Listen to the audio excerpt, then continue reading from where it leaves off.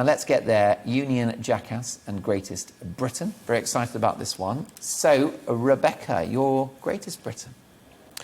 So I went for the guy who had the ink thrown in his face, who is a Insulate Britain protester, not actually particularly committed to Insulate Britain, but I kind of wanted to pick it because I wanted to make the point that we shouldn't be throwing liquids at people, and we didn't like it when people threw milkshakes, even though I didn't like the people who were being milkshaked. Yeah. And I don't like it when we throw ink, and I think it reduces it very poorly. But also it does make a hero out of somebody. He's now the victim rather than the aggressor. I don't think that these numpties should be physically attacked, because then you lose the argument, you lose the moral high ground. Yeah, and well, it is a physical attack. I mean, you can actually do damage if you spray ink in someone's face. Yeah. What about the bagpipes? I mean, was that sort of gentle protest? Was that more peaceful?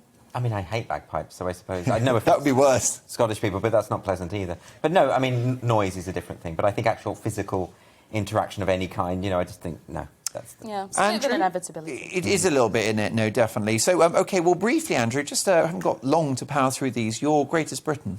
Is Kathleen Stock. We talked about her earlier briefly. So this is the professor at Sussex who has now resigned because she was subject to a campaign of abuse and harassment and threats and all kinds of things from activists who just disagreed with her point of view. And, of course, there's a way to disagree, and she would have been the first to accept peaceful protest or criticism. But instead, they opted for these tactics, and it made her life hell for the past couple of months. I mean, thankfully, the university supported her, and the Vice-Chancellor did, but the union, the Academics Union, said that she probably should be fired, or at least came out on the side of the activists, which is an absolute disgraceful situation. And I just think it's a shame, you know, I understand why she's resigned, because ultimately to work under those conditions with that constant fear of what could happen would be intolerable. But nevertheless, in a sense, I wish it didn't have to come to that. But no, I think... and the other thing to say about Kathleen Stock is her writing is so thoughtful, considerate. It is not needlessly provocative. It is just the expression of an opinion.